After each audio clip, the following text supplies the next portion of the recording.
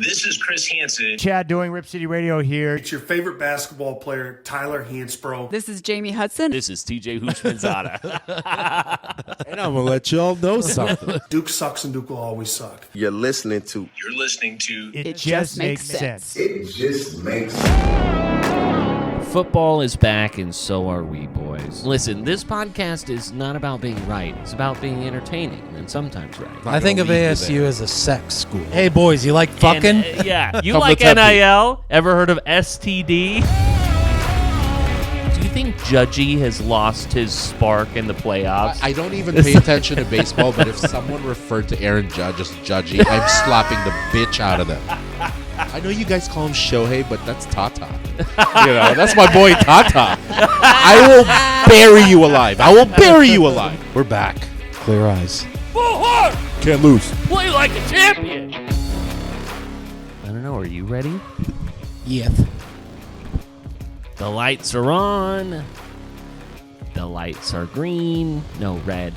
Lights are on, cameras rolling. We here.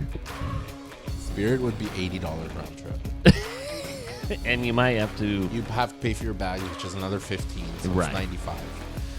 You saw that there are rats on their planes now, right? There's like the movie, which is snakes on a plane, but now there's like literal like rats on a plane on Spirit, right? That's expected. That's just kind Have of you what ever you flown get, Spirit? right? No, I've never. Have you? Like 3 times. Once to Vegas, another one to Dallas, and another one to San Diego. I feel like flying Spirit to Vegas is kind of acceptable. Right. That's pretty common. A lot of Vegas flights are... Actually, I've done 2 Spirit flights, both to Vegas. Was it direct? Yeah. What about Frontier? I've flown Frontier before. I've never flown Frontier. I actually like the last time I flew Frontier was actually like fine, but that was like a decade ago. Because, unfortunately, my grandmother passed away a little while ago, and they are holding a celebration of life the Saturday after Thanksgiving. Oh, dang.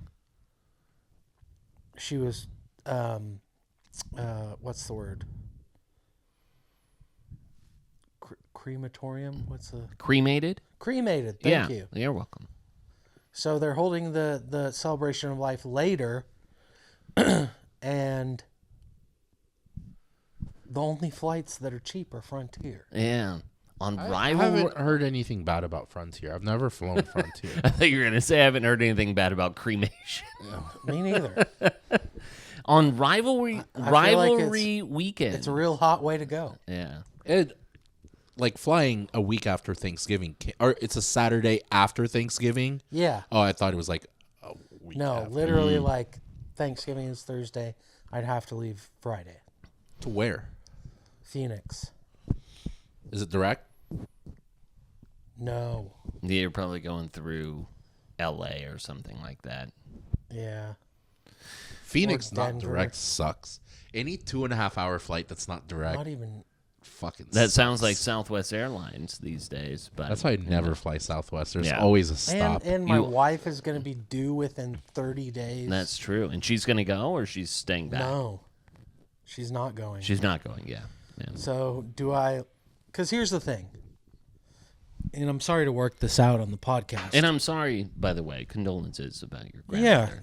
great woman. Are you close? P1, maybe? She listened She to the was. pod, yeah. She was definitely Absolutely, P1. 100%. Now that she's gone, 100% P1. Well, anyways, tell your grandmothers about the podcast. We need Yeah. we need at least one more listener to kind of backfill its accounting. But there's like realistically, if I don't go to this is the last opportunity I will have to probably interact with my cousins and uncles, aunts, all that family from that side of right. family. Yeah. Your dad's side? It is. Yeah. So It's okay. Yeah, that's a way to think about it for sure. It's because like a bit of closure. the End of an only era. Yeah. the only times that we've all gotten together It's because of her. is because of her. Yeah. Was like her 90th birthday and Sure. so after this happens, I'm the youngest of the whole entire crew. Sure. And I'm having kids and doing all this stuff. So you can imagine where everybody else is in their life. Sure. So, excuse me. There's a part of me that's like, do I, make this happen? Or do I just be like, fuck it? I think you make it happen. I like being able to control that narrative. I remember, and this is like so not relevant, but it's kind of adjacent. It's like when I knew, like, this is the last Blazer game I'm going to go to as a media member with the company that I work for and all that. There was something about it that was like kind of that, again, closing the loop, the closure, where it was just like, you accepted that. Yeah. And kind I get of knowing. I get what you're saying, because Yeah. they're like, I think about myself after it and being like, oh, I missed out on that last opportunity comparatively to at least I went to that. Yeah. You know what I mean? For sure. And I think that. Will Eldon be there? Of course. Yeah. It's his mother. And I think, too, when it comes to, like, family and all that, it's just, like, showing up and being there and doing all those things. And Speaking of Eldon, though, he hit me up and was like, hey, I've got a 2-queen room. You can just crash with me, son. no thanks. No, thank you. Is it like, It's like, is your grandmother the only one in Phoenix, or are there other family members that are there? No, honestly, everybody's going to be there. But they all live in Phoenix? No. A lot of them do. I was going to say that you guys don't stay with people, or you're not close enough. There's going to be enough people staying with the family that, like houses are full. Basically, we took over a hotel. There's a whole hotel that all of the people who are coming in are staying at. You got the Tanner block. Yeah, I would say unless it's extremely inconvenient or there's a very, very good reason not to go, I would go. Yeah, 1,000%. Yeah, and that's what I'm leaning towards. My only concern is literally, and maybe you can speak on this, Pete, what happens within the last 30 days of pregnancy? Yeah. I feel like there's a lot of risk. I mean, there's some risk. I mean, I think that, like, you have to, unless, like, Jara's on bed rest, I think that, like, you're just kind of in waiting. Jara doesn't believe in bed rest. Yeah. How long do you plan on She being believes in roller Phoenix? derby. Like 48 hours. Yeah, so I think that you're... 2 days. There's a than risk with anything, right? And so I think that, and if it turns out that you get to the moment and you can't go, again, you just kind of eat the cost. And you just don't Maybe go. I just pay extra for the refundable ticket. Yeah. So just knowing that that's going to be What are the chances in the last 30 days of pregnancy that something will happen in the 2 days that you're gone?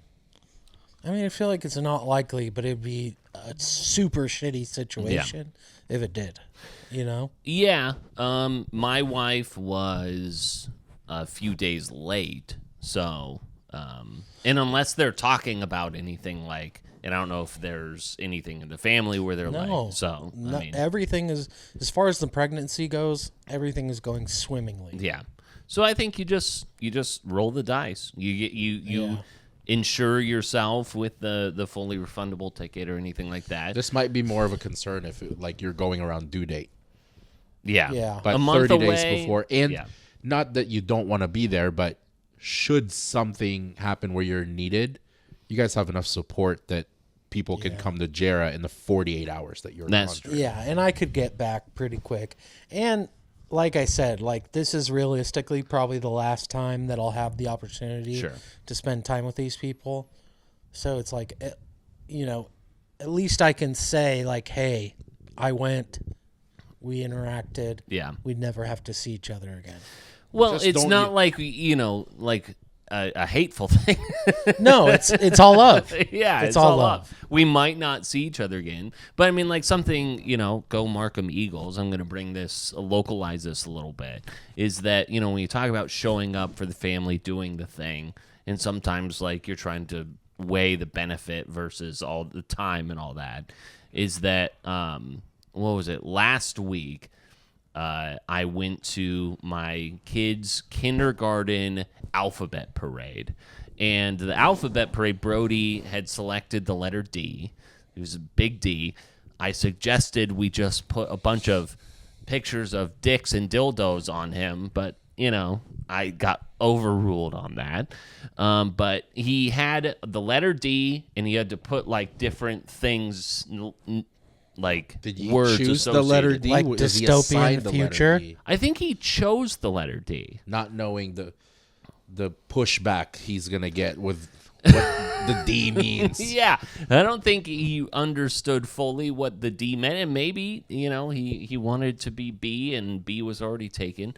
No matter where I'm going with this is that showing up, I went to the parade. My wife was unable to. She had a meeting, but, he comes out of his classroom, and he's looking all around, right? And it was my first experience with a kid or someone seeking you out, or anyone that they recognize. And the moment that he saw me, it could have been me or my wife, he was just the eyes lit up.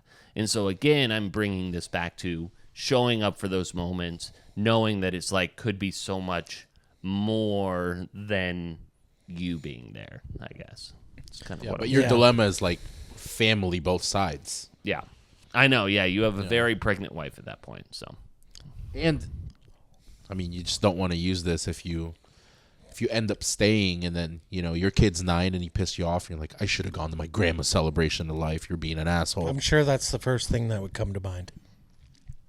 9 years. No, later. I think it's best that I go. yeah, you should go. Unless it's fucking $4,000 to go. Just go. No, it's it's 48 hours to see family. But then also sharing a hotel room, and if my dad is listening, love you, Dad. But sharing a room with really anybody at this age is not fun. Yeah, You're not And a the bed, other person's possibly. taking the punishment. So if Yeah. Eldon asked for this, then he asked for it. yeah. Are you Okay, are you saying snoring? Yeah. Where do you think I got my snoring from? So it's a battle. And All of a and sudden. It's and a I fucking and I have a CPAP, Yeah. so He doesn't? no. No, old school. So I'm the one who's God, it's going to be a symphony of fucking It's gonna be so loud. seals taking shits in that room. Just seals taking shit. What does that sound like? it's loud, probably. Yeah. At the very least. think We about should it. look that up. It's probably very quiet. It's probably pretty fucking They're very loud. discreet seals. I know they're the seal's very discreet. What was also kind of discreet was this past weekend. Oregon dominates this past weekend against Illinois. It happened very. Are they That's why I good didn't- yet? That's why I didn't show up on Saturday. I Are they wasn't good gonna yet? deal with being around you guys to this. I don't know if you caught this one, Miguel, but Braxton and I both caught it. It was in the first quarter. I forget who Oh, scored. come on the face. Well, hold on. No, Sorry. Don't pay it off here. Brad Nessler. It was cool to see the CBS crew number one there. Brad Nessler with Gary Johnson had a bit of a reaction there to the Ducks' first touchdown. AT&T Pylon Cam will give you the shot of Tez coming right in your face. Tez Johnson coming right in your face.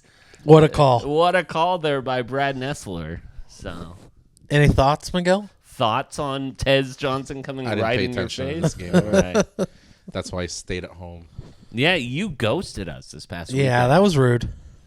I moved from my couch to my bed about 4 or 5 That's times. that's what's rude about it. Is because we knew. both knew 3 that food you deliveries. literally weren't doing shit. anything. 3 food deliveries. Mookie and I just fucking chill. And It you was could have just great. come for come to Jimmy's for a little bit. Come hi- right in your face. That would have required putting on pants and getting out of the Yeah. bed and the couch. Yeah. You were So probably fucking wearing nice. this, and that would have been And I was fine. giving you shit about not coming to Kaiser, and you couldn't come 200 yards from your house. To be honest, I probably would have shown up to Kaiser. That's true. Yeah, it was was too like, convenient. Good to know. It was Good to know. Jimmy's and Peters. I've been there. Yeah, I don't stay home today. yeah. It was too convenient to. It was just anyone, unless it was a fucking bad emergency, the chances of anyone getting me out of not doing anything on Saturday was fucking slim. Hey, I respect that. You guys could have been like, "Hey, we're going to Fogo," and I probably would have stayed home. No, you wouldn't. Yes, I would have. Nah. I had Wingstop. You think so? I had Wingstop and Pogo. Nah. It's great. Oh, let's see. You might have needed an alarm in order to meet up with us. And a couple of weeks ago, Dan Lanning was on the Dan Patrick Show, and he revealed... What is this, a duck podcast? It is a duck podcast here. He revealed... Actually, have you heard of the Ducks? Yeah, number one team. Number one team in the country? Yeah. Yeah, I think I'm going to start changing my tune because me going against them is helping them win. So now You're going to start rooting for I'm them, going to stop huh? betting against Yeah. them, and just to see how that would turn the season Okay. around. Perfect. Yeah, okay. Well, I look forward to you rooting for them. Not this rooting, week. I'm just not betting against them. Okay, sure. Dan Patrick asked Dan Lanning a question regarding, just like his sleeping or great way. We definitely need to get the mic stands again. Yeah. If you're double chinning your microphone that way. You have no budget. Yeah, it's true. We might here. That's the next topic. We're going to be revisiting our divisional round bet here coming up. Dan Lanning asked about how he is his habits when he wakes up in the morning, and on the screen here for our YouTube watchers, you'll see that he has alarms for 4:20, 4:25, 4:30, 4:35, 4:44. He's setting all of them in the morning, but he knows that he has a time that he absolutely has to get up. Are you that type of a person that will set up 1,000%. 10 Yes. alarms, or are Yes. you a one alarming you get up? No. No, I don't get up from one alarm, but I don't see the need in doing this. There's so many people that do this. There's a snooze. I just hit snooze. But what if you accidentally hit off? You could hit off. Couldn't the same thing happen with this? None No. if you set 10 alarms. If you set multiple alarms, because the snooze and the off button are literally millimeters away from each other. But I don't touch my screen. Like, I just press the side button. I would set an alarm for 6 a.m. and I'd get up at 8. And That's a little different. It's just going off every I'm not taking those chances. Yeah. It's going off every 9 or 13 minutes, and I would 9. hit the side. 9. So I would hit the side, put it under my pillow, it'll go again, and I just keep doing that for an hour, hour and a half, 2 hours, and then I'll get up. Here is my serial killer habit, is that when I was on the NBA circuit, and I had what I would call out days, so the days where I would wake up super early, get on a flight and go to the next city, or get on or go home, is that I would sleep with the lights on to make sure that I never got too deep into sleep, especially knowing that I've got a 4:20 a.m. wake up call. And that there would be times too where I would thrust myself out of too deep of a sleep, where I'm like, oh no, I am so late for my flight, and then I'm throwing shit into my bag, and then I finally look at the clock and it's 2:17 in the morning. It was I thought that I was super late. I do the first one. Why wouldn't you just pre-pack your bag? I eventually started doing that. Yeah. Yeah, if I know I have a really early flight and I have a few hours, first my bag will be ready. Yeah. I'm already wearing what I'm going to wear. Sure. I try not to lay down. Maybe I'll just sit on a comfortable chair and try to sleep there. Oh, sure. But I never set everything up where I'm turning off the lights. I'm keeping all the lights on just so I can just close my eyes really quick and then get up. So Dan Lanning, you and Dan Lanning have something in common then? I don't set my alarm like that. Okay, yeah. That was You are Dan Lanning, right? I don't have anything. Say right. I don't have anything in common with that douchebag. Please just say you Yeah, have you something never in could be a good coach. Ooh. All right. I would call better place than that You fucking prick. think? Seen You Madden? think? Madden and NCAA? Call Dude, I better haven't, sense. actually. First of all, he punts. I don't punt. Oh, okay. I ain't no bitch. I would never punt the ball. 4th and 20. Yeah. We're running going a for fake. it. I love that energy, and that energy takes us to, I wanted to make Houston? sure, not quite, I mean, we're going to talk about Houston a little bit, but we have an update for our listeners, and if you joined us in our divisional round bet, you are also feeling the love from DraftKings right now. I wanted to, and I don't know, you guys tell me, do you think that I jinx it if we talk about it? I would like to talk about it in the context of our divisional bet, our second one. First one not looking so good. Our hedged one looking great. And There's if no jinxing bets. and if you said there's no jinxing bets? No, Yeah, it's not like it is what it is. Yeah, it's not like we're on a roll. I mean, how much worse could it get? Okay. So we placed our divisional bet, which we picked the Bills, the Lions, the Ravens, the 49ers, the Chiefs, the Eagles, the Texans, and the Falcons. And this was, I believe, like, when did we? October 1st. So we were about a month into the season. And the line on that was plus 8,666. $60 paying out, $5,259. At the time, the Bills were minus 250, the Lions plus 145, the Ravens minus 135, the 49ers minus 135, the Chiefs minus 1,100, the Eagles plus 110, the Texans minus 275, and the Falcons plus 170. This was at plus 8,000 total? This was at plus 8,000. That same bet today, if you put in 60, if you put in that same bet is plus 1,261. Meaning that a $60 bet would pay out $816. And it pays us 5 Gs? And it pays us $5,259. We are given a buyback, which obviously we're not going to take, at $183. Things are looking good right now because you have the Chiefs now at minus 8,000, the Texans at minus 2,000, the Bills at minus 4,000.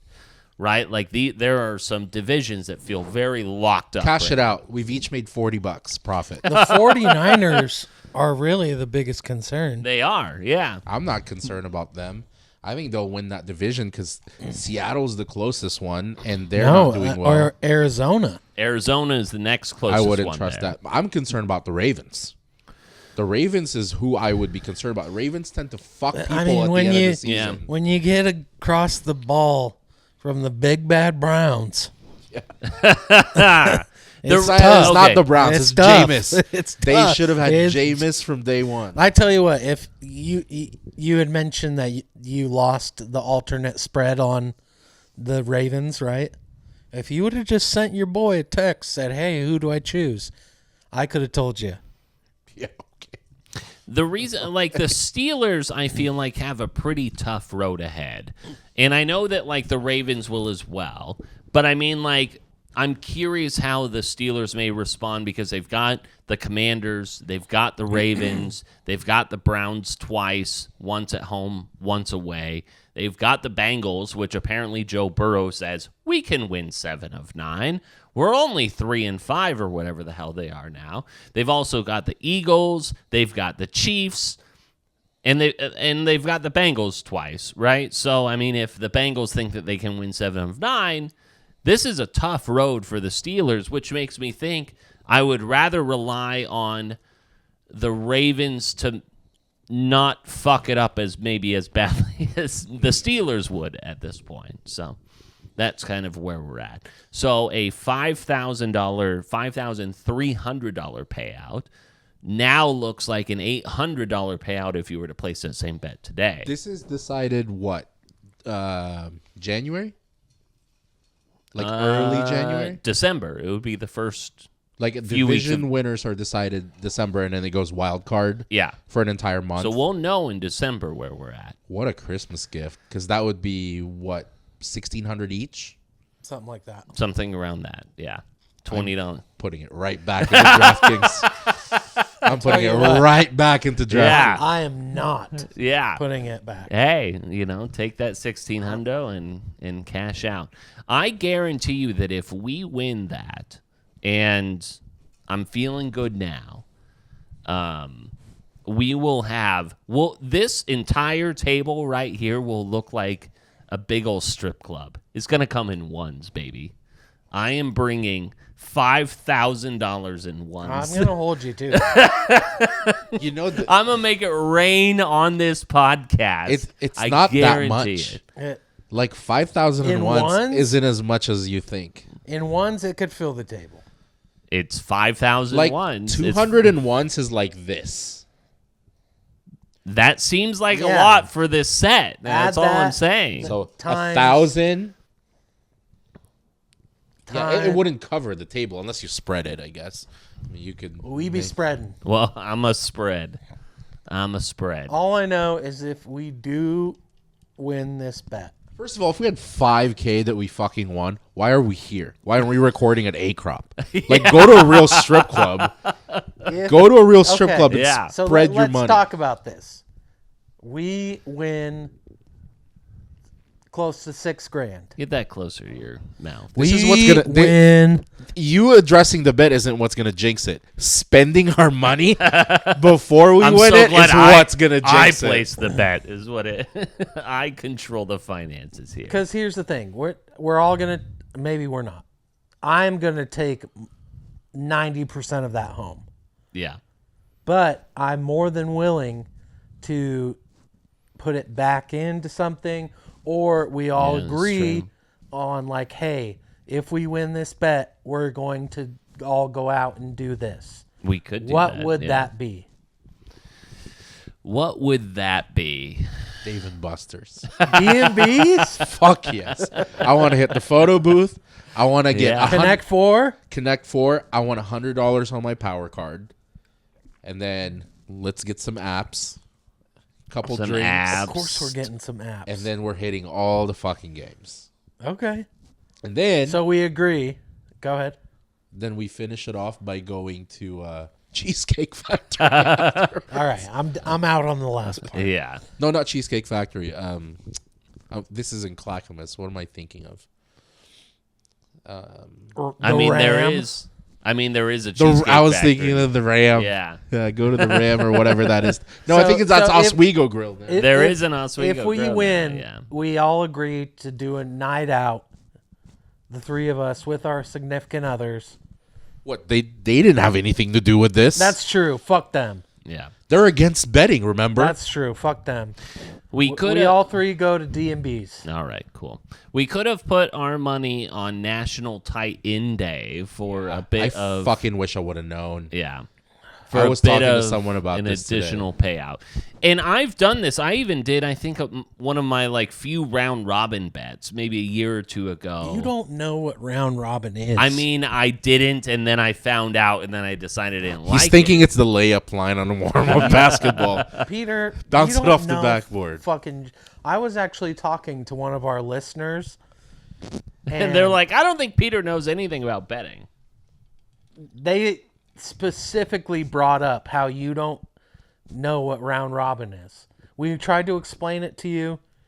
You don't know. I understand what And round then robin is. the other listener next to that listener goes, "Who's Peter?" True. Oh, he's that nasally fucker. Yeah. No, round robin is essentially you place smaller bets on getting, if you place a 6-round parlay, right? You could, in essence, get part of that and get paid out by that in order to, you don't have to get everything right. But the bets on each are smaller. And so then, depending on how many you get right out of that group, You're going farther and farther all away. right. Well, there you go. Okay, I will accept that answer if you tell me the capital of Rhode Island. New Delhi. I think that's good. That's not even the capital of India. First of all, that's racist. You went to another country. At least get the capital Yeah, right. is That's that not not even right? the capital of India. What is the capital of India? It's It's not relevant, but It's not New Delhi. it's just not New Delhi. It's I don't know. Yeah. Can we get back to National Tight End Day? We'll come back Sure, to him. go ahead. $10. Rhode Island's Providence, dummy. Oh, that's you right. Yeah. fucking How did you not know that? I don't know. How did you go to Asia? Too many squirбins tonight. $10 on a National Tight Ends Day. Paid out $185,000 for this one bettor who had Kyle Pitts, Cade Otton, Mark Andrews, David Njoku, Tucker Kraft, Sam Laporta, Dalton Kincaid, Travis Kelce, and George Kittle. I buy that, like, the National Tight End Day and all the tickets that came out when this hit. I buy it. But you can't tell me that you picked Tucker Kraft as part of your fucking ticket, okay? Tucker Kraft, I picked up in fantasy and has actually been very good. Yeah, for but me. you have to really be on top of it. And I get some people are. But did you know that Musgraves was out? So you knew that Musgraves was out.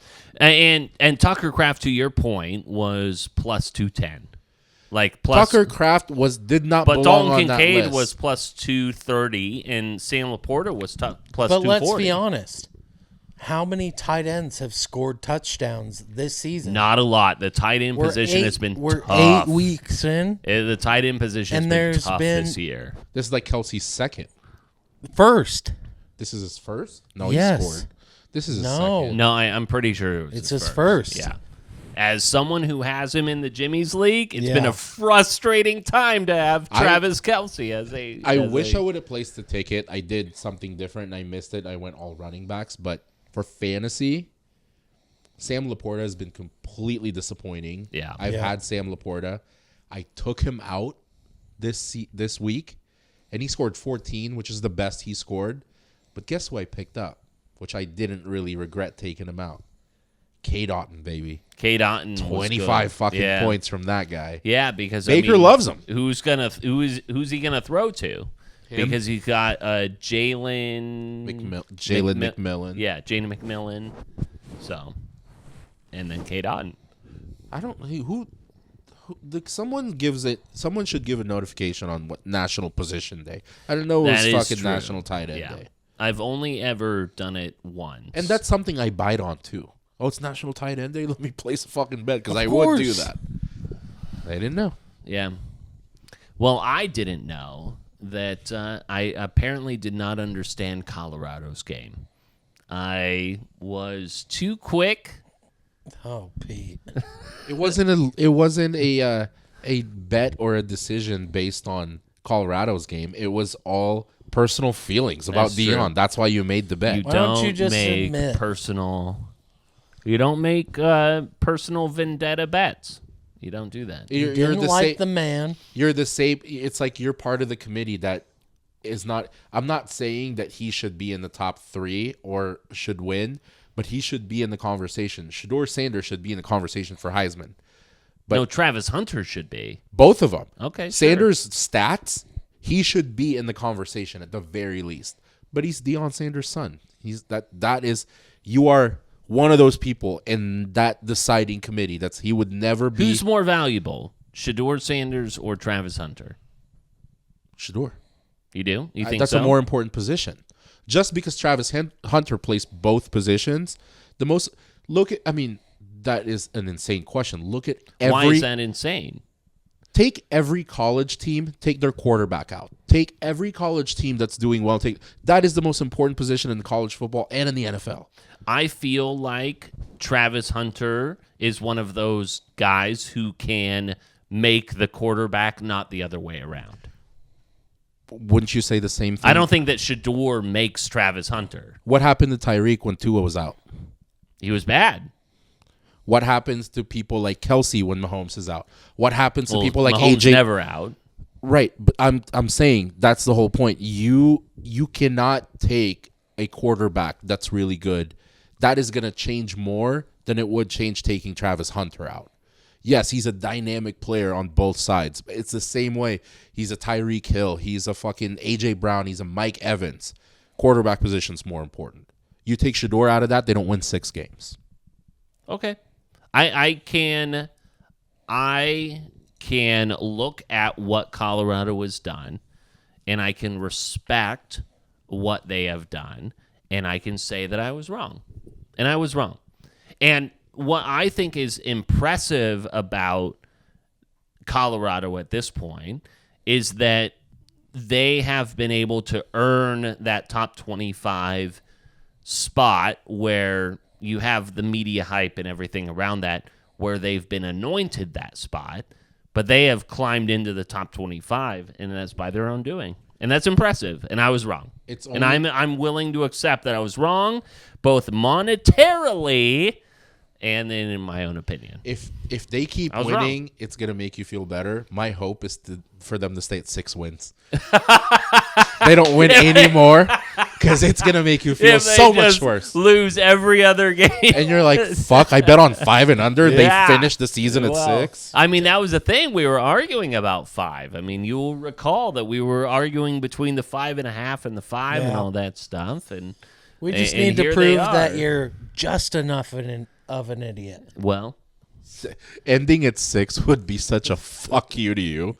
It's like, they finished the season at 6 wins when they were at week 9 or week 10 at 6. Yeah, well, that'd be great. You did just that. So, congratulations to you both. I have no idea how it's going to shake out from Vermont. Apparently, one wants to extend the bet and all this other stuff. I don't want to extend it. I mean, nothing. Not extend it, but float it. So I don't know who. I just don't want to receive the money and then shell it out when I lose. I don't know who I. Because I'm probably going to lose the Oregon, Michigan, and there's 50 riding on that. Yeah, that part where I said I was a good bettor a few weeks ago it always ebbs and flows, doesn't it? Yeah, what'd you lose? What'd you lose to me last week? You took UNLV against I did Boise take State. UNLV. That was bullshit. You could have. I could have swept you had LSU not fucked things up against. That's A&M. true. That's a 1 win you got. That is true. What's the other one? I took the home crowd there. And then I got. I had the over under on the Texas game, I believe. No, Alabama. You took Missouri at plus 17 against Alabama. That was such. I mean, like Missouri couldn't score a freaking point. It was crazy. I was just like, do anything. It was like that meme where you go poke the stick and be like, do something. It was crazy. They couldn't do nothing. Oh, and you took the Bengals at minus 2.5. You've been on a real downhill. I know. And here's the thing is that he initiated a lot of bets, and I'm not prepared to initiate any bets this week, but it's going to come. And he initiated. I don't know if I was fully prepared for it. And I got ambushed. You know why you're not prepared to initiate? Tell me. Because you don't know what the fuck you're doing. That might be true. Also, I'm fair. If you've been losing I bets I can't respond to that because I've lost. So. If you initiate bets, more often than not I will accept it. Yeah. Especially if I've won against you, I will probably accept it. Not Oregon, Michigan this week, but I already have 50 on that. Exactly. And I already regret that. Yeah. So that's not happening. 14. What about against the spread? 14.5? No. Yeah. I don't know. Especially after their quarterback retires because he got too many concussions. And if I'm going by superstition, nothing I'm doing is working against Oregon right now. No, so it's not. I'm not going to continue doing it. Yeah. Why is that? I don't know. Election. How do you feel about? You think after the election they'll go right back? Things will smooth out. There is. Everything will even out. There's an imbalance. Everything's pretty divided right now. Yeah. So I need things to calm down. Bit of an imbalance. Yeah. What do you think of Penn State, Ohio State this upcoming weekend? I was going to say, have you looked at the college slate on Saturday? There's some pretty. It's really games. good. Yeah. What? There's 3 good games. What the fuck are you talking about? I'm happy That's all with you those need for it to be really good. Oh, for college, okay, out of 53 good ones is not a good day. What do you expect? Listen, I could see honestly, and this is probably I need a 9 a.m. game. I need a fucking 1 p.m. game, and then I need a night game. This is probably another very bad take. I could see Duke upsetting Miami. Yeah, that's one of the three that I'm naming. Yeah. Because Duke is very competitive. I don't see Duke winning. But Duke's absolutely covering that spread. Yeah. They're absolutely covering that spread. Duke has covered every spread this season. I don't even follow Duke football, but just like looking at the college record, they're 6-2, so I guess they've been winning. Yeah. But they are not getting favored with spreads. No. It's always double digits, and they've covered it every fucking time. Yeah, Miami's got a great passing attack this year, but I'm just kind of like, it feels like one of those trap weekends that feels like Duke could. I have added fuel too. It would be great if Duke won because it will knock down Cam Ward to winning the Heisman. Yeah. Now that I just bet on Ashton Genty to win the Heisman. He did. You have a weird parlay. We'll bring that up here shortly. Well, I wanted to ask you guys about this. So this week, Saturday is November 2nd. Yes, indeed it is. And November 2nd isn't a special day. Not at all. Nothing for at anybody all. here. Nobody. It's just the Day of the Dead. Yeah. Which is incredibly There's a Halloween party. Yeah.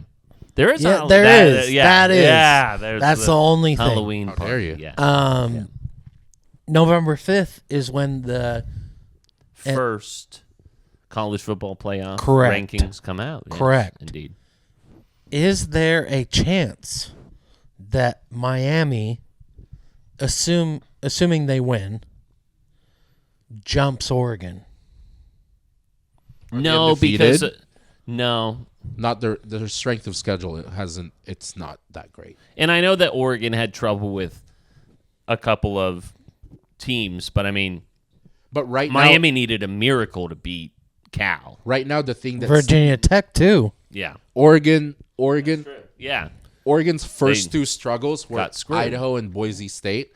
If Boise State sucked the rest of the year, that would have been held against Oregon a lot more. But right now, the only thing that's standing out is Idaho.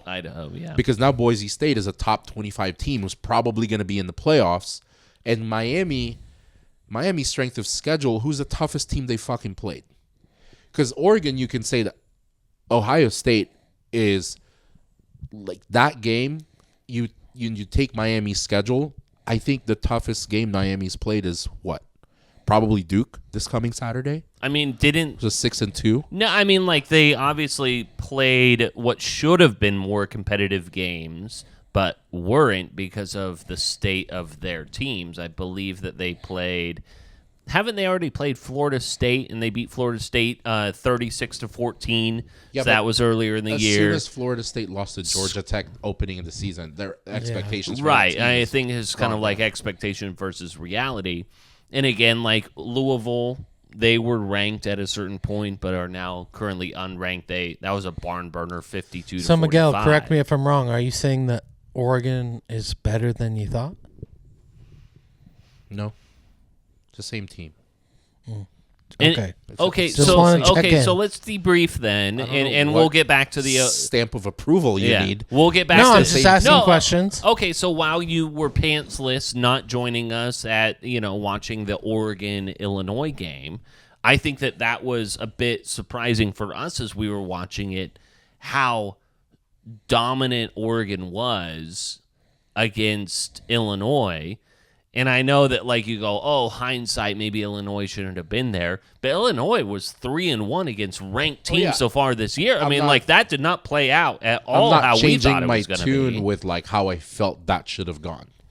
Like, me saying that Illinois should have made that more competitive, I'm not changing my tune just after the fact because they got blown out. Like, that was a surprise. I didn't expect that to be fucking 90. So how did it change your tune? If you thought that Illinois was going to put up a better fight, then the change tune is... I'm not changing my tune. I am accepting responsibility, and I'm not coming up with excuses as to why Illinois got blown out. I'm just saying I expected something different pre-game, and it didn't happen after the fact. It was... I'm not saying, not competitive at all, which was wild. I'm not coming up with, like, are you asking me to come up with reasons? Oh, Illinois did No, Illinois did that. I'm saying Oregon killed them. I'm asking here. Let me be direct. With the game that you saw and with the opinions that you had, do you now feel that Oregon is a team that may or may not be best in the country? No, not best in the country. Are they better than I expected them to be at this point? Yes. But, and this isn't even like a hate against Oregon bias.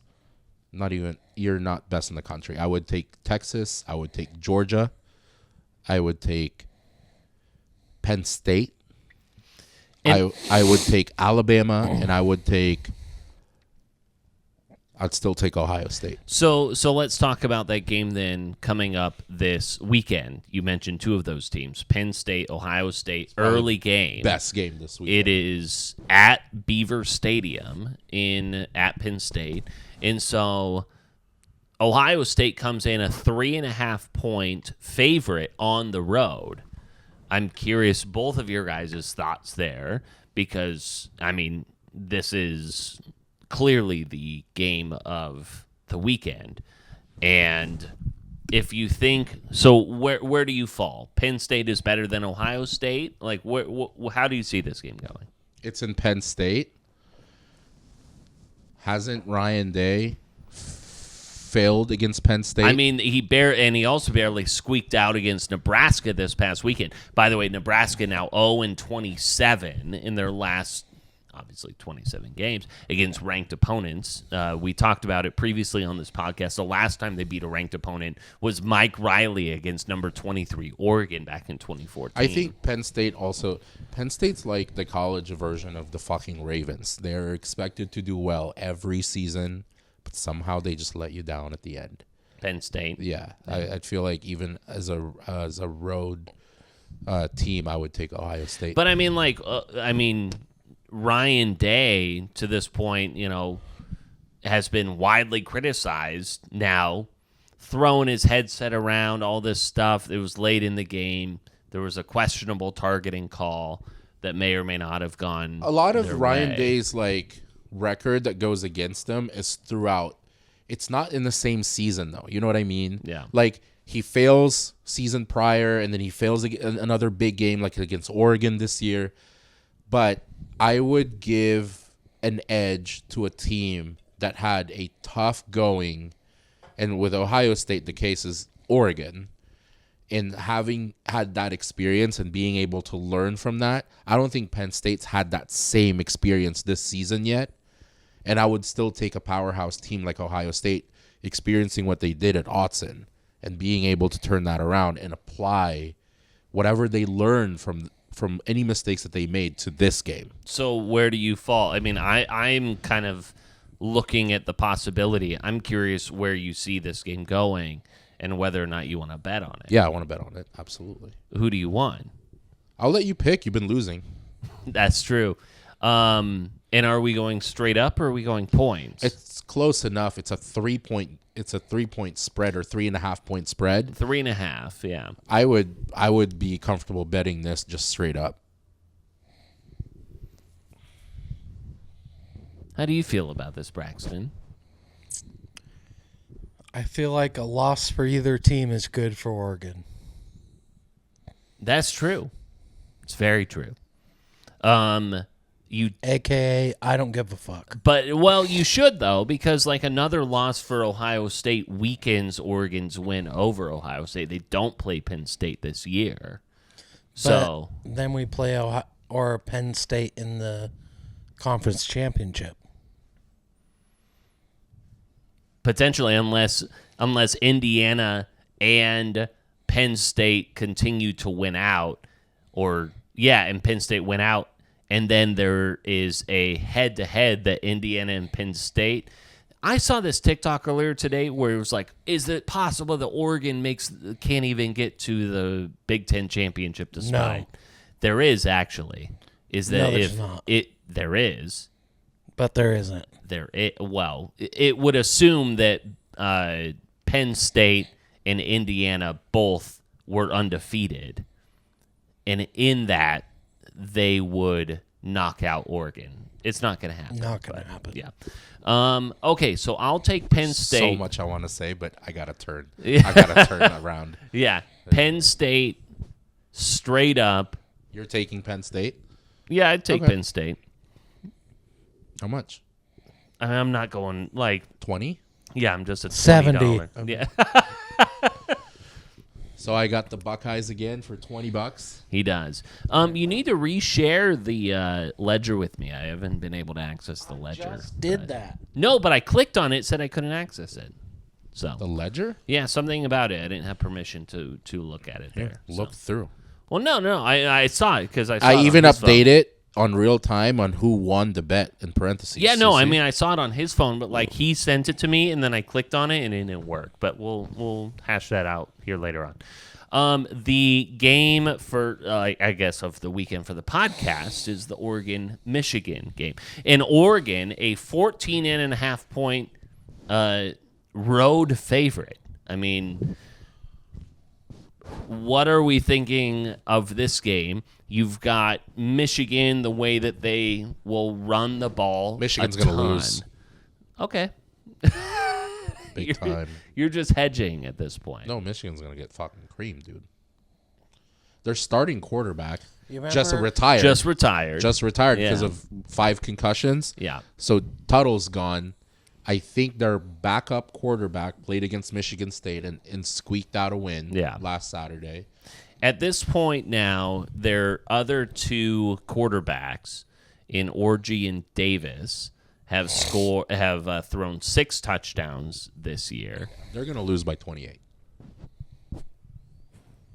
All right. So he's resigned to You the see fact what he's that doing? I see the reverse psychology, and I don't like it. There's nothing reverse psychology about this. He's right. He's right. Yeah. I mean, I can't win. I go against Oregon, and you guys are like, but when are you going to think they're good? I'm like, hey, they'll win by 28. And you're like, there's something sketchy about this. No. You're right. I just said. Michigan's going to lose by 28. You're right. I had about 20 Oregon's- minutes allocated to this conversation, Oregon's so you need the to start best team disagreeing with involved. us. Michigan's going to lose by 28. Dylan Gabriel will throw 6 touchdowns and no picks and won't get hurt. See, that's where I disagree. Yeah. Jordan James will rush for 200 yards and become the Heisman favorite over Ashton Genty.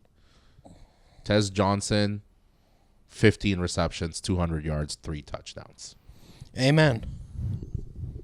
Well, yeehaw.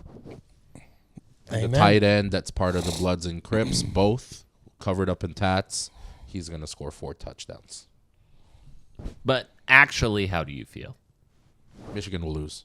Yeah, I mean, but like when we strip all of that back, because obviously earlier on in the year we saw Michigan defeat USC, obviously with their It's not about Michigan defeating anybody. No, okay, but no, It's about Miguel multiple weeks in a row for a long time being like Oregon's shit. Oregon's not going to be able to beat Michigan. And all of a sudden we're okay with him being like, oh yeah, Oregon's going to beat Michigan. Not a big deal. Yeah, but you also keep asking, hey, do you think that have you changed your mind? I'm like, yeah, they're better than I expected this season. I didn't expect them to be this good, and I feel like Michigan's going to lose. I mean, but that's a bit counter to this past week where we were. Not this past week. I mean, no. Leading up to the Illinois game, I saw enough in the Illinois game. I'm like, yeah, this team is better than I expected. I mean, at this point, I know what you're saying, and I know the vitriol that you have for Oregon, and I know exactly a week ago how long we spent talking about your disdain for Oregon. Yeah. I know what this is. I expected them to lose to Illinois and to lose to Michigan, and then for them to trample Illinois, a ranked Illinois team with 1 loss. I was like, all right, Michigan's not going to beat this team. So you're high on Oregon. No, I'm just accepting the fact that they're better than I expected them to be. So you're high on them. How is that high on them? You expect them to win. But is it possible that Michigan needs so much approval? No, okay, but let's talk about this. No, hold on. So let's talk about this. So Michigan has the opportunity to play spoiler the rest of the year. They're not good enough to play spoiler. But they could. I mean, like, here's the thing. They're 5-3. They have the ability, like, they've got Indiana, they've got Oregon, and they've got Ohio State the rest of the year. They could potentially be one of those teams, especially because Ryan Day has never, can't get over on Michigan, it seems like. So, but we've seen crazy things happen. We saw the Alabama Vanderbilt stuff. We've seen these type of slip-ups. Here's what I'll tell you my real opinion with Oregon. They're gonna beat Michigan. They're going to beat Michigan. But what are the 2 seasons where you made it to the national championship? 2010 against a Cam Newton Auburn, and then 2013. And they were undefeated that year. 2012, 2013 against a Jameis Winston Florida State. Okay. Right? Those are the 2 times that you made it to the national championship. No, it was Ohio State. I mean, they defeated Florida State. Was Florida State not the Natty? That was no, that was Ohio. Yeah, those semis at the Rose Bowl. So Ohio State with Zeke and Cardale Jones. Yeah. And fucking Braxton Miller or whatever. Exactly. Yeah. So I feel like if this Oregon team is on par with those 2 teams, you could go undefeated. You're good enough to go undefeated. And then what happened in those games? You're going to face a Georgia. You're going to face a Texas. You're going to face any of those teams. You like sitting in your throne in your high chair, and you're this like high chair? You're like this humble guy when Oregon's not doing well, but now they're doing well, and you're like, tell me about Oregon. Yeah, what do you think? Like a fucking piece of shit Duck fan I've always fucking despised. What you got? Clean up your gold throne and then say what you're going to say. What gold throne, Miguel? Go, you're so high on the Ducks. What you got? Say it. Spit it out. I'm saying everything I want to say.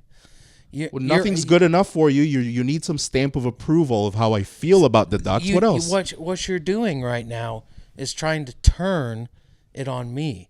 You are the one who is outspoken. You are the one who constantly, season after season, regardless of record, says that the Ducks are shit. Hate on the Ducks.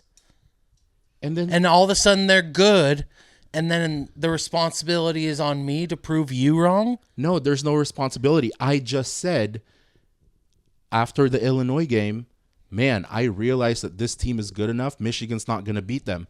Somehow, I thought that was giving you what you've been looking for this whole time, but somehow that's not good enough. No. Somehow something is off in the air. It is. Winning is good enough for me.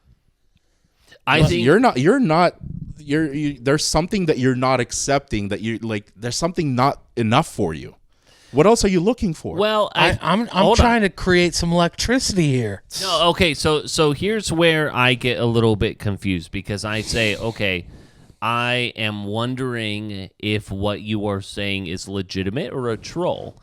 And why I say that is because you go, I don't want to bet against Oregon, and so I'm not betting against them. So I mean, like, that's just the thing, is that you've been adamant in the past, even to this point, and then earlier in this podcast, you talk about maybe I need to change my tune, as though to football gods reverse psychology this situation. So forgive both of us for like trying to figure out what it is you're actually trying to say. So let's say that I didn't say that part. Hey, I'm not going to bet against Oregon anymore because I want this season to turn around in my favor. Who's to say that you still wouldn't question? Like, this entire time, for like an hour last week, you guys said, hey, at one point are you going to admit that Oregon's good? When are you going to change your tune?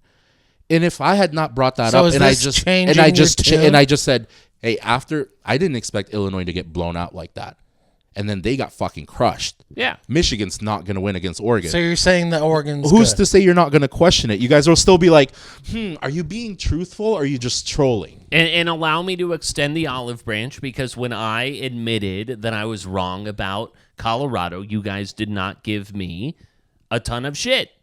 And so I will extend the same olive branch to you and it say, is all right. absolutely possible to say that Oregon is better than I expected them to be and not be high on them. Sure. How would those two things have to be connected? I get that.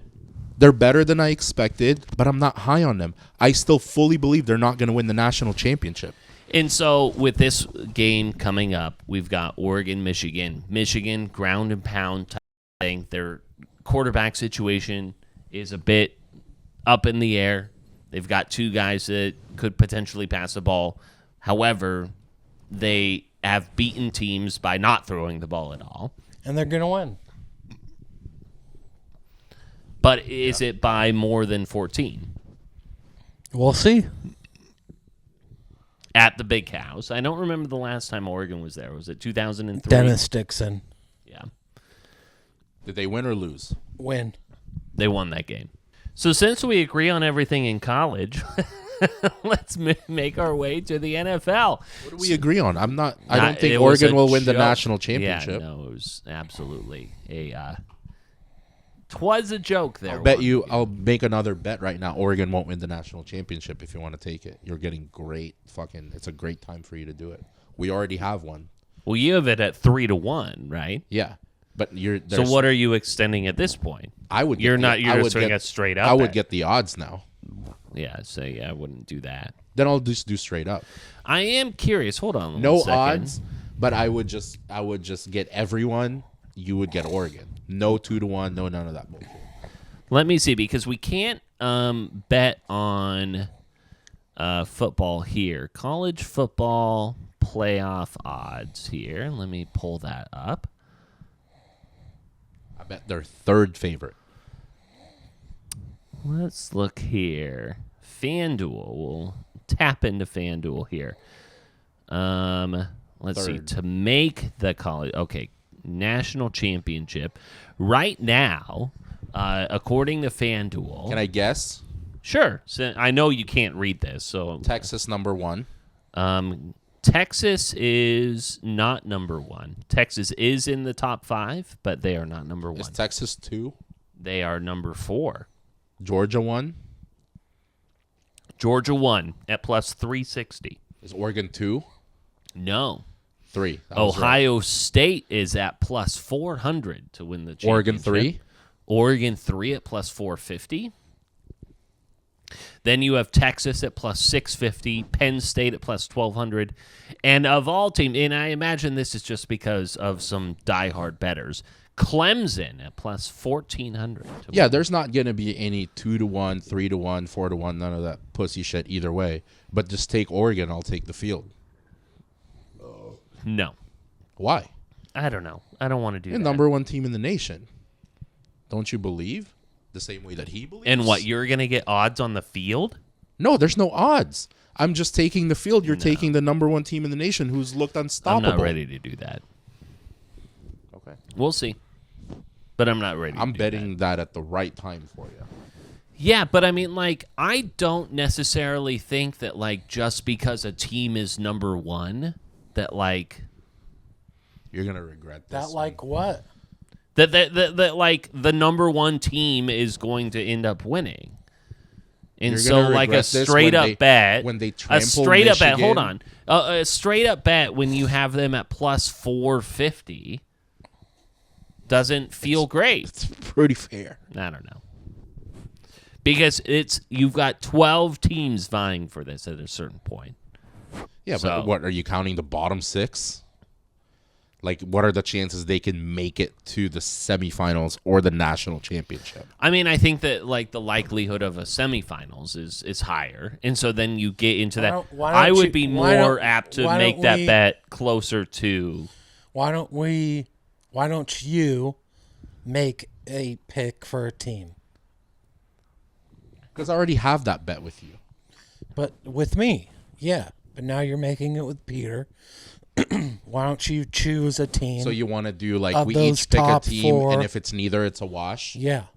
Would you be comfortable making that bet right now? If I had Oregon and you pick someone else? Yeah. Sure. And would you go Georgia or Texas? Yeah, one of those. Yeah. Well, which one? Georgia. Now you guys can go straight up on that bet. What you want, 50? I'd go 50 on that. And that is scary for me because Georgia is Why? the one team that I was hoping that They you got would pick bl- Texas. They got blown out by Alabama. I don't care. I still see Georgia as an incredible team. And they are the number one team right now to, chill out, win the national championship. I think that we can all agree here. Oh, he's closing the garage here. I think that we can all agree at this point Matt Eberflus should be fired after the Hail Mary that went in favor of the Washington Commanders and Jayden I don't Daniels. like Matt Eberflus. That's not his fault. That is the Hail Mary win by the Commanders. That's nothing to do with coaching. So here is where I disagree. It is the things that lead up to the Hail Mary itself. There's two things. Number one, he seems to think that the 10, 15 yards that they gave up right before that play were inconsequential. And then whatever happened with Tyreek Stevenson, where he's hyping up the crowd and doing all this stuff, and then he's ultimately the one that ends up tipping the ball into the hands of Noah Brown at the end of the game, and then that person faces no repercussions. And here's also another thing. Do we all think that Matt Eberflus is the long-term coach of that team?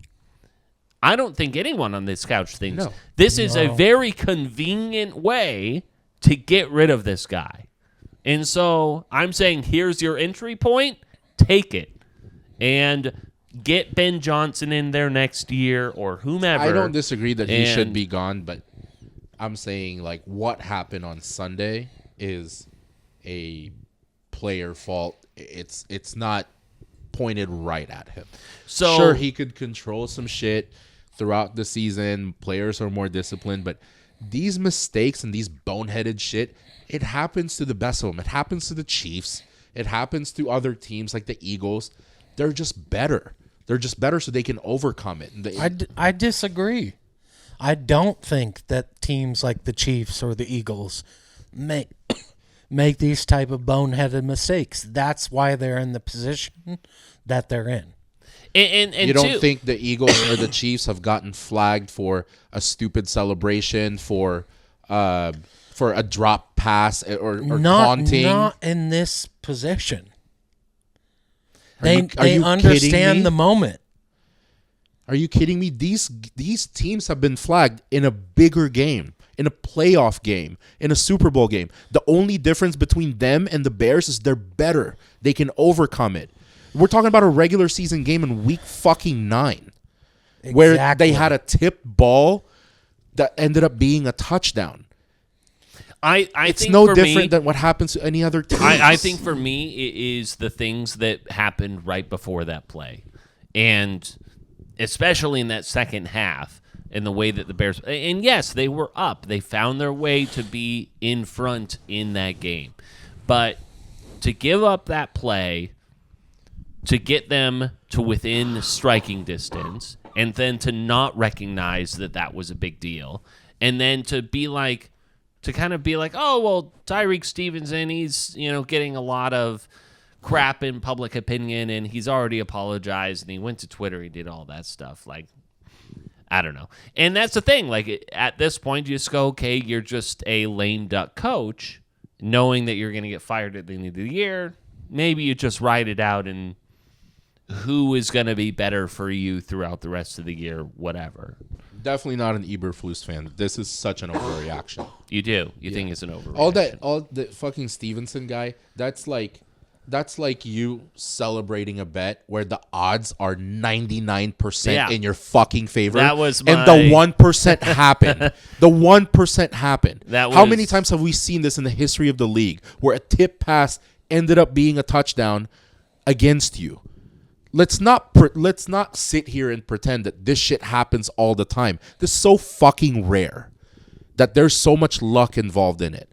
it's such an overreaction to think that they should strip the entire, like Eberflus, he should have been gone a season ago. Yeah, he if shouldn't not have 2 been the coach seasons this ago. year. Yeah. But it has nothing to do with this game. This was just another game. I'm just wondering if this is like the convenient way to get him out. Sure, but clearly, like, the Bears organization doesn't, I don't think they think like that. Yeah. Because if they had that way of thinking, this fucker would have been gone a long Last time year. ago. Yeah, and They could have found a bunch of different situations where they could have offed him. I can't remember if it was this. If it was this time last year where we go, oh, they never fire coaches during the middle of the year. It was. Was it the Bears? So I think that it's just like kind of precedent that they don't fire people during the middle of the year. But we were saying that about the same coach that they have right now. Yeah. So We were talking about him getting fired at this same time last year. yeah, I mean literally on a weekly basis, regardless of whether or not his hair looks better. I think when you look at that game, which is an incredible game, it's easy to look at the faults of the Bears, whether it's coaching staff or that fucking boneheaded play by the player. This is about fucking Jayden Daniels, baby. Like, Jayden Daniels I agree. he's the guy that they talk Caleb Williams up to be. Caleb Williams, by no means, I don't think he's failing. He hasn't been like the Bryce Young first year. I don't think he's failing. I think Caleb Williams is making the best out of the cards that he's dealt, and he's good enough. He's good enough to last in this league. He's good enough to be placed in a good situation with good pieces around him. Well, yeah, I mean that's the thing. Like his cards are way better than Justin Fields ever fucking got, right? Yeah, but I am also just not gonna put it on all the roster on paper. I think Caleb Williams is a very talented quarterback, but Jayden fucking Daniels is the man. Jayden Daniels has been the man everywhere he's gone. And yeah, it's hard to assume. Except Arizona State. He was fine. pretty good at Arizona Yeah. State. I'm just giving you shit because I know that's where you went. No, he's pretty good at Arizona State. Not better than any other quarterbacks there, but he's not going to be remembered as a ASU Sun Devil. Yeah, he's going to be remembered as a LSU guy. Yeah. Sure. But it's hard to translate how you do in college versus how you do in the pros because it's a different beast. But he's won everywhere he's gone. Everywhere he's fucking gone, he has done well. Well, and let's not like get it twisted. That play that he accomplished is like a 1 in a million type of play. I'm not giving him credit for the Hail Mary. I'm giving him credit for everything he did prior to that. Well, and I get that. And the player that was like on the sideline talking to the crowd Yeah, Tyreek Stevenson. was literally the player that was supposed to be covering the guy who caught the touchdown. So, and again, those types of plays, it all comes down to personnel. It all comes down to coaching, putting your guys in the right places. A lot of luck. And a ton of luck. And a shit ton of luck. Yeah. Yes, because he threw the ball, he's going to be part of the group getting credit for that Hail Mary. I'm not giving him credit for that Hail Mary. I'm giving him credit for what he did halfway through the third and the whole fourth. Jayden Daniels kept him in that game. His defense failed him when Chicago scored that last touchdown that they got, but Jayden Daniels kept him in that game. Yeah. The thing is, you don't have to be a good quarterback in the league. You don't have to make fucking insane Mahomes plays every time. You just have to not make mistakes. For a rookie to be mentally tough enough and to be so fucking aware to not make stupid shit, from like not taking a sack and throwing it away, to going down and protecting the ball instead of fumbling it and possibly losing it, It's running the out small of bounds things. instead of getting hit. He's doing all of that shit for a first-year player, and it's so fucking impressive because there's vets that are not capable of doing that. Yeah, I remember earlier this year, or this season, on the podcast talking about how impressed I was with Jayden Daniels when the game was on the line. And he's looking to the sidelines like, give me the call. I'm ready for this. I'm ready for the moment. And I feel like we have been given that time and time again that Jayden Daniels is ready for the moment.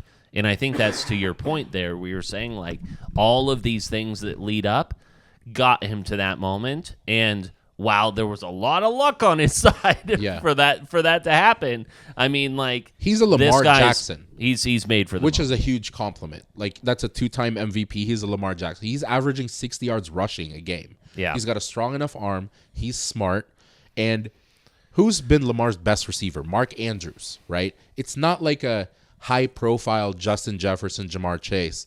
Yes, Terry McLaurin went to Alabama, but that's his best receiver. Where would you rank McLaurin in the top receivers in the league? Like, if I were to ask you, name top receivers in the league. Yeah, I mean, he's been a decent fantasy guy, but he's not, decent. Yeah. Right? Mike Evans is one of my favorite receivers in the league. Where do people rank him? I mean, Evans is in the top 10, but he's not going before Jefferson, Chase, Hill, any of those guys. Yeah. Right? McLaurin is so low on the fucking list. That's the best that Jayden Daniels has to work with. And then he's got a rookie running back, and then like a bunch of the Curtis Samuels or, fucking sprinkled practice squad. Yeah. Not practice squad, but, Is it like mid-tier an guys. age? Is Dallas Goedert his tight end? Like an old Zach Ertz. Ertz, that's Fucking right. Ertz. Yeah, that's right. I was like, someone who is super old who you wouldn't expect. But yeah, I mean, I think that, like, for me, and I think for a number of people, you look at him and you go, like, can he stay upright and can he stay healthy? I fucking hope so. Yeah. I would hate for anything to happen to that guy. But you know what I'll say that's not positive about him? He ain't no Rudy Carpenter from ASU. Rudy Carpenter is a shit. You think so? I don't know who that is. Not really. He just rode a scooter around campus. It's fucking awesome. I mean, you're talking about an overreaction. I wonder what you guys think about Anthony Richardson getting benched by the Colts. And, like, there's an infinite, like, we all know this, 3rd and goal. He taps his helmet. He comes out of the game. And everyone was like, you quit on your team in that moment. And he talked about how he was gassed. He didn't have, the energy or whatever. This is the one and time. And now he's out of a job. This is the one time that I would go and I would agree on a Peter take. This was all optics, and it was bad. If you have a guy that is usually like a player, like he finds reasons to like players, if you have a guy like Pat McAfee not liking what you did, that's a bad look. If you're losing respect of every NFL player because of what you did, that's a bad look. If he had any prior injuries and he wasn't just tired, if he had like something serious, I'm not one to go optics first, but in this particular case, I would have ran to the sideline and would have been like, hey, I don't feel right. Can you take me out?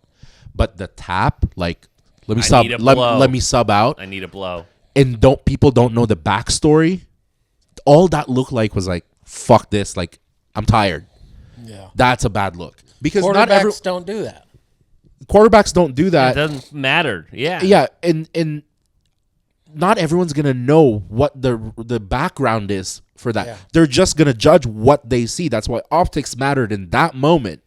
And you doing the tap out was bad look. Well, and then the aftermath of that, where he just basically said, "I needed a blow." Right? It wasn't a matter of anything. Well, he admitted that. Yeah, he admitted that he was just tired. Then he did. He's dead. Yeah, he did. Like, that was the thing. Flacco's a fucking winner. Play him. And there you go. Like, Flacco's a top half. I'm starting Flacco the rest of the season. Yeah, you might as well. I mean, like, he did well for you, and then it's just kind of, you wonder, like, is Richardson?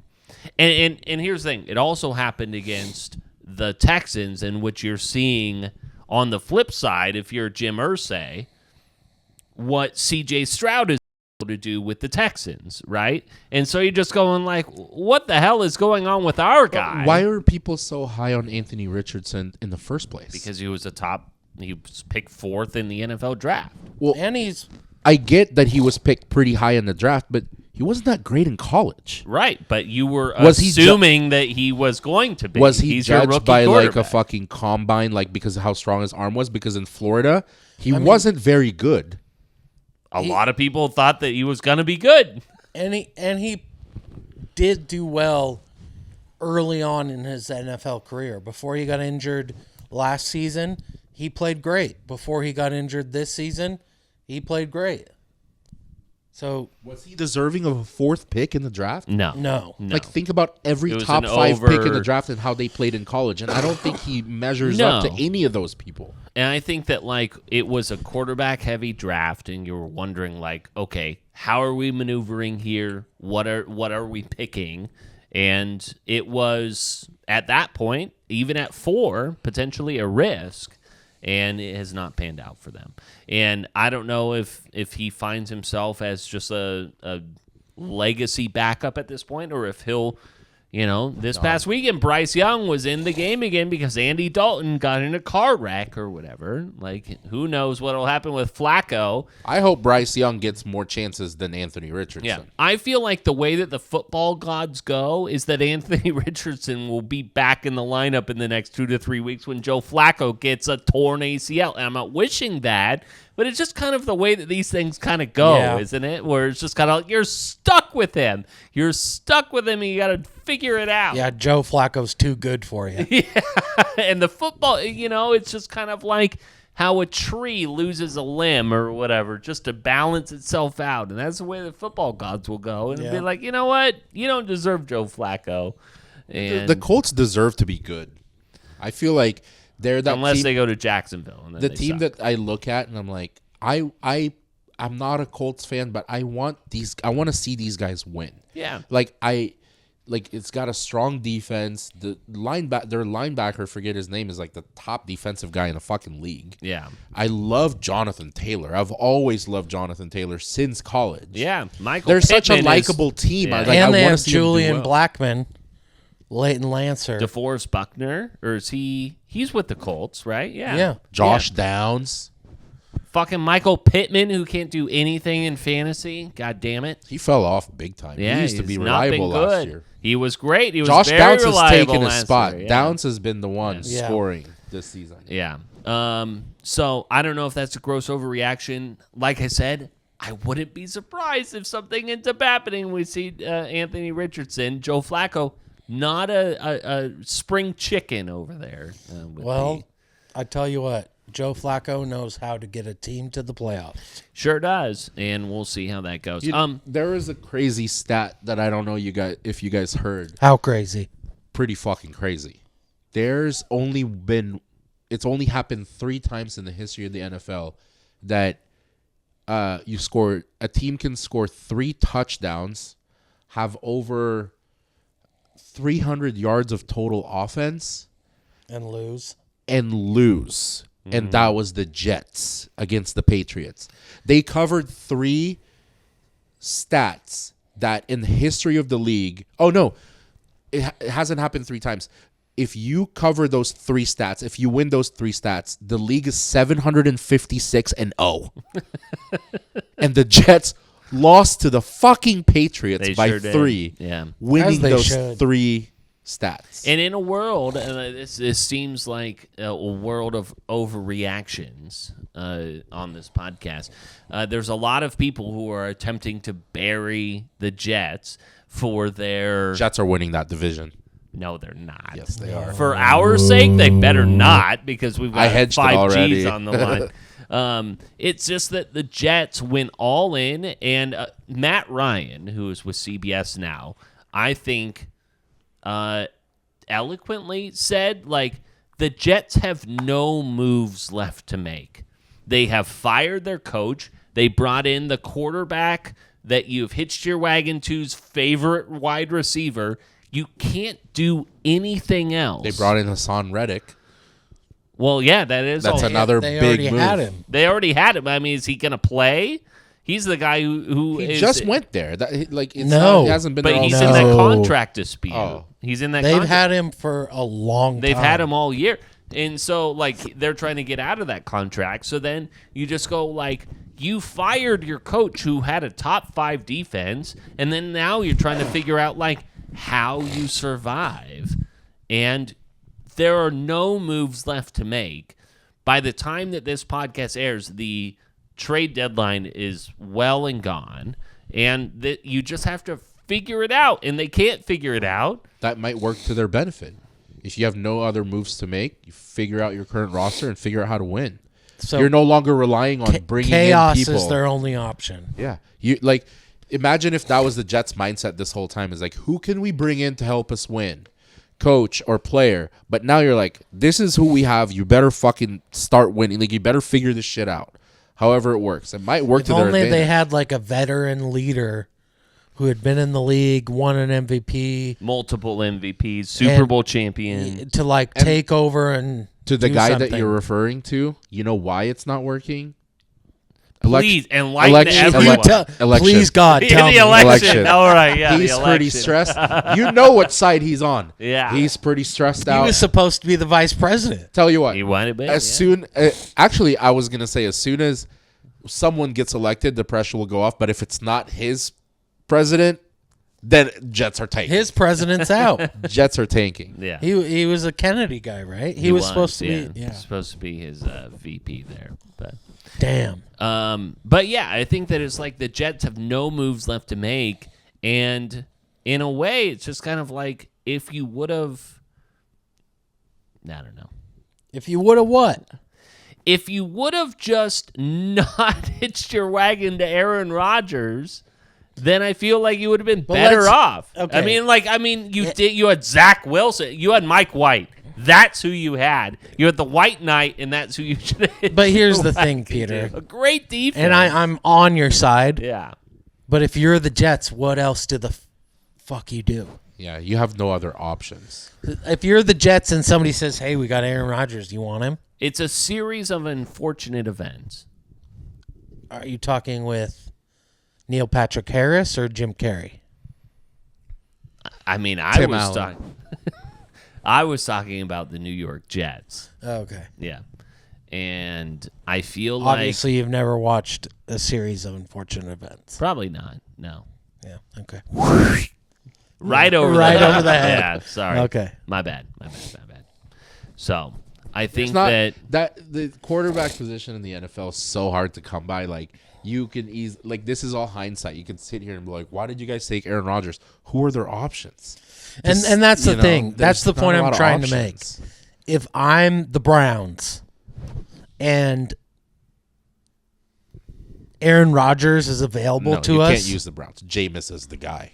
yeah, You have Jameis. at this point, obviously. The guy just quoted Eminem. You're going He to move did. on from a guy that goes, you only get one opportunity. you know how much your You only chance to blow. You only get one chance to The blow. only thing that was He even said it wrong. the only thing Which that is was great. disappointing is he didn't drop the spaghetti line. I mean, Yeah. I was waiting for the fucking But- spaghetti. All jokes aside, if you're a team like the Browns, which I think the Jets were in a similar position, and you're offered a guy like Aaron Rodgers, you have to say yes. Yeah, I suppose you do. Also, then you dig your grave. I disagree. Exactly. I disagree with there's no more moves they can make. There's one move they can make. Enlighten me. There's one move they can make that will turn this entire fucking season around.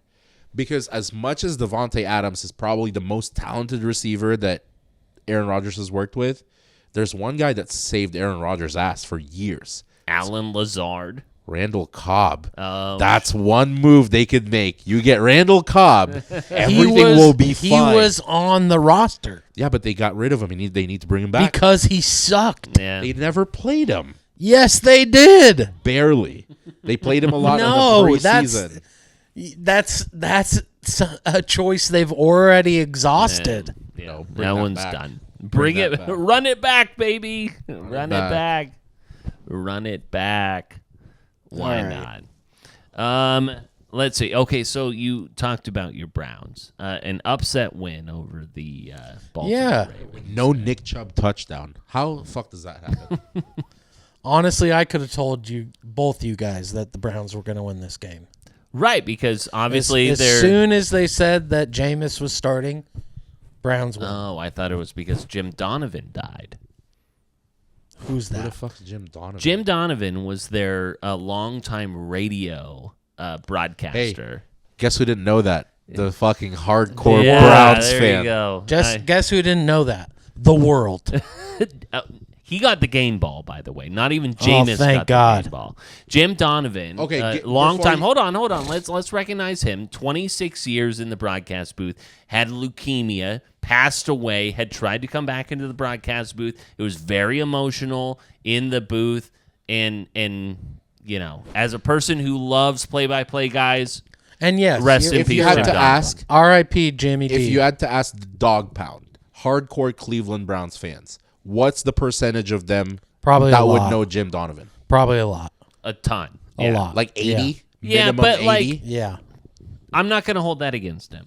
I'm not going to hold that against No, him because like please that don't. is something that is near You're a and big dear. radio guy? Yeah, big radio guy. Yeah. And I don't want to take away from that. R.I.P. Jim D. Love First, that. You just met him. Don't you dare call him Jim D. Jimmy D. Fucking D. disrespect. Does he not Yeah. go by that? Address him by his government name. Yeah. Jimothy. Jimathan Donovan. Yeah. It's like someone during the World Series was like, "Do you think Judgy has lost his spark in the playoffs?" I don't even pay attention to baseball, but if someone referred to Aaron Judge as Judgy, I'm slapping the bitch out of them. You know how stupid that is? Yeah, you I think hate Judgy- I already hate people that like Judgy. refer to pro athletes by their first name, like they're buddies and they've been texting. Right. But if you go the extra step and go Judgy, No, Miguel. and is it's, that the nickname? it's us. Yeah. You know what I mean? Judgy. You think Judgy's lost it in the playoffs? And- Anyways. I know you guys call him Shohei, but that's Tata. You know, that's my boy Tata. I will bury you alive. I will bury you alive. My boy Oh, Tata. Tata. Tata. I will bury you alive. Yeah. Okay, Browns. First of all, R.I.P. Jimmy D. Jimmy D. Avi. But yeah, the Browns suck. You got a spark out of Jameis this week. I knew that was going to happen. Sure. I bet you they make the playoffs. No. I bet you. No. The Browns were only held back by Deshaun Watson. Yes, you're right. This team with the new energy, a pretty solid defense that's not average. That defense is above average. But they just picked up their second win. I mean, it's just. Yeah, it's well, tough. how are we looking at the Bengals a different let's way? make a bet. And we're going to talk about the Bengals in a second. This is a win-win for me.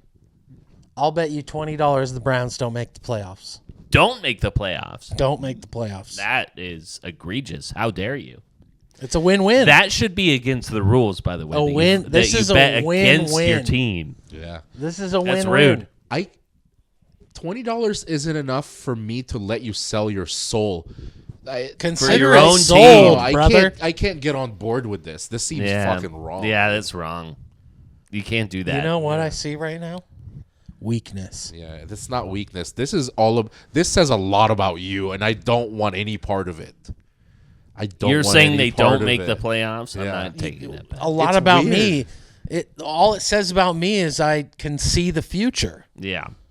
No, I just don't want any part of it. It It's feels icky. off. It It's feels, icky. Oh, it does feels it? off. It's icky. Yeah, Miguel doesn't like gross things. Not this gross. Listen, for a guy who I like loves tangible ass play gross and then, things. This yeah. is too Yeah, much. all right. It's not. Pussy. And I wonder too. So there is, and we talked about it a second ago with the Bengals. The Bengals now 3-5. Joe Burrow saying that it probably takes about 10 wins to get into the playoffs. He calls it doable, which means that they need to win like 7 of their next 9 games in order to get to the playoffs. Do you think it is doable for the Cincinnati Bengals to be a 10-win team? If it's all riding on them winning 7 out of 9, no. But there's a lot of things that can happen. Other teams can lose. Yeah. So I think it's possible for Cincinnati to make the playoffs. At 9-8. Their only nemesis is injuries. Sure. Jamar Chase goes down, Joe Burrow goes down, anyone else goes down, they're fucked. But they have enough talent for them to make the playoffs because it's not just about going 7-9. It's the Ravens losing. It's Pittsburgh all of a sudden goes on a losing streak. Cincinnati could absolutely make it to the playoffs. Agreed. Yeah, but at 10 wins? or at like 9 Like and 8. them getting the 10, or They'd have to be 10-7 versus like 9 and 8. I think they make it at 9. Yeah, but That's pending like what happens around the league, but I think they make it at 9.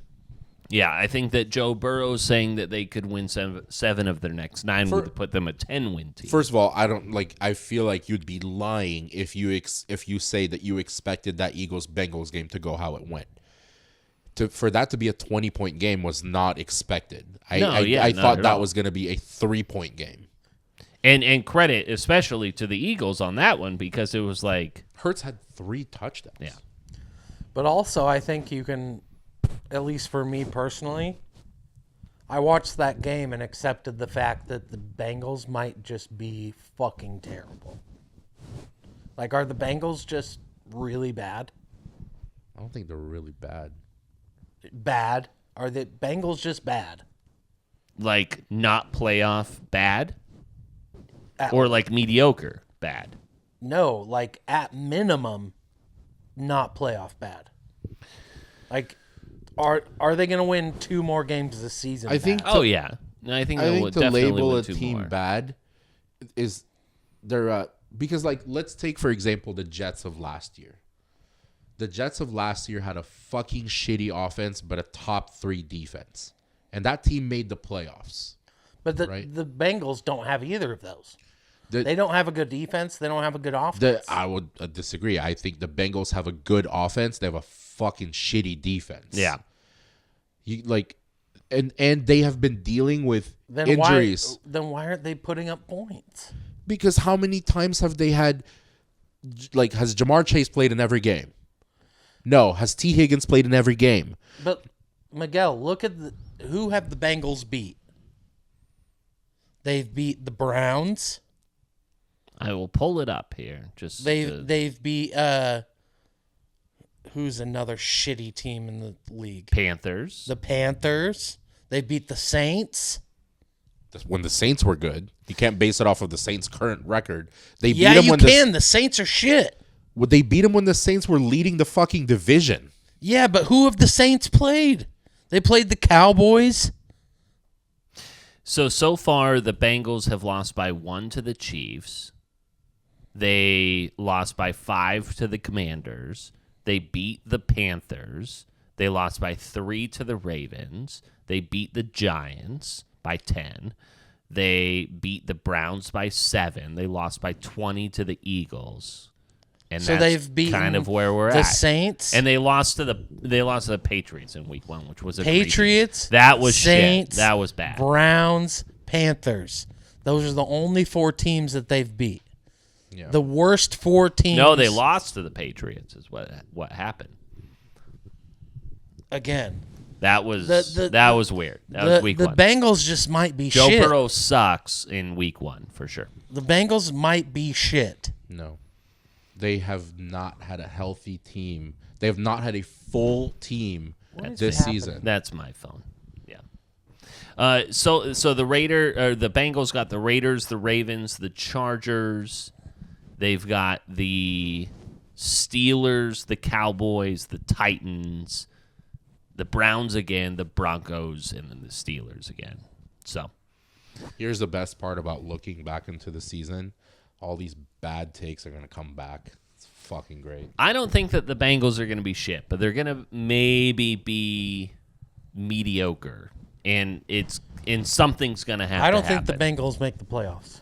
I could see them not making the playoffs, especially with like how the division is playing out with the Steelers and the Ravens and such. So I could definitely see them being 3rd in that. Like the Browns might have a better chance. No, I don't think so. I would say that the way that this goes is it goes Ravens, Steelers, Bengals, and then Browns. I think Browns finish last in the division. How much? Do you want like last or not? Is that how we're doing it? Browns last or not last? Sure. Name the price. Not like crazy, but name the price. Watch, he's not going to bet. Do you want 20? You want 40? He's just spewing out shit. He's not going to bet. Browns will finish last in the division. That is This is like you making a fantasy trade. He's going to back out as soon as he realizes what he just Browns proposed. will finish higher than the Bengals. Browns will finish higher than Oh, the God, Bengals. take that. Yeah. Make him shake your hand. How much? Name the price. 20. All right, there it is. Ledger it up, baby. Say that again. Put it on the ledger. He said the Browns will finish higher than the Bengals in the division. In the division, yeah. And if we're looking at third versus fourth here, I mean, it's just kind of like a battle to the bottom sort of a thing. So, but, I mean, potentially something ends up happening and it goes crazy. So, I'm happy to put it on the ledger. I'm happy to have it. This week, I also want to propose another bet to you, Braxton, a bet that you and me had a couple of years ago. Browns versus Chargers coming up this weekend. You have the Browns hosting the Chargers. Chargers -2. It's a battle of the porta potties. What an incredible game that's going to be. I'm wondering if you want action on that. My Chargers, your Browns. They didn't, when we went to that game, wasn't that an 84-point game? It was 88 points is what that was. Yeah. This, you bet under 36.5. Because that's what's going to happen. Yeah, I'll take the under. The under for that would be 42.5. No, I'm kidding. I'll take the Browns. Are we doing straight up at another 20? Sure. It's 2 points, right? Yeah. I mean, it's all right. So we've got another there. Got a great handshake there, Braxton. Yeah, we're going to have to make room. We're going to have to clear some bets to make room for these new ones. Yeah, because the notes app only goes so far. Not an infinite ledger has scroll. no room. Okay, so Jets -1.5 against the Texans. What are we thinking? Jets at home, short week, no Jets- Stephon Diggs. Wait a second. Jets -1.5 against the Texans. Correct, yeah. Should we hammer the Texans on that? Hammer. The only reason for that is because Diggs is out. I don't know. I'm just saying Hammer for the audience. the who No, might I'm not know. curious. Hammer the Texans. Why are they favorites? They're home. I don't know. Because makes Vegas zero knows sense. more than we do. I mean, that's just kind of how these goes. These feel like a bit of a trap sometimes because, like, what do they know that we don't? Texans at +102 at this point, but it feels like This happened last week in college. If you were betting college, you would have noticed.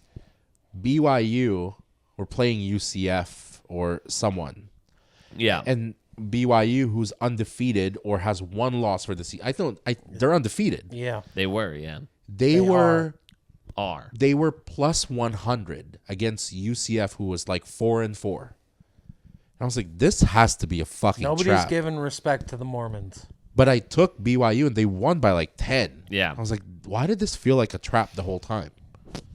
But that's what this is like, I feel. Even without Diggs, the Texans are way more talented. It's because than they the have Jets. God on their side, guys. Ever They heard? believe in God. They believe in fucking Joseph Smith. That's Guess not who God. visited Joseph Smith The Texans? in the Grove? Aaron Rodgers. God. Andy Dalton. Anthony Richardson. That's who he was tapping out for. Was Tapping God. out for Joseph Smith. There you go. Let's see. Couple other games, divisional things with the Commanders Giants. Then we have anything else that we want to talk about. We'll have a bet. I would think that like we should probably put together a bet here, but Of games? yeah, why not? All right, take Texans money line. Why don't we each choose a touchdown score? That seems to be more successful than choosing winners. It's been a let's see, and I think that kudos to Walsh too. I think Walsh hit once again. He's been on a pretty good hot streak with his teasers this year. It makes sense that if we join it, it doesn't win. That's true. Yeah, we just need to stay out. That's what I'm My saying. teaser hit this Or past bad week, luck. and I had a couple of the same bets. Why that don't we he do had. this? Yeah. To make it, intriguing. Sure. Give us some juice. Why don't we do like a snake draft and choose a touchdown score? Just one per person Yeah, and we'll go two per person snake draft. for a 6-leg. You want Yes. 6 legs Yes. here. Wow. You guys want to do that? Yeah, but for not a lot of money. Yeah, we'll do 10 each. I think I would be willing to go 5 each. $2 each. On a 6 leg. 5 each then. I don't give a I would shit. go five each. Okay, I'll start. Okay. Derrick Henry. Wow, really going out on a limb there. Yeah, he really built up the suspense and picked the highest favorites. Yeah, 1-1. Yeah. At minus them all. what? Minus 425. I don't know. Let me go find this. You guys here. are dumb. Listen, he's been at minus 200 every single week. Yeah, here, we're so. trying. Hey, We're trying to win here. Have you guys ever thought of winning? Yeah, ever thought of it? Now I've got a freaking app that won't work, so. Hold on. All right, so we've got touchdown score here. We've got...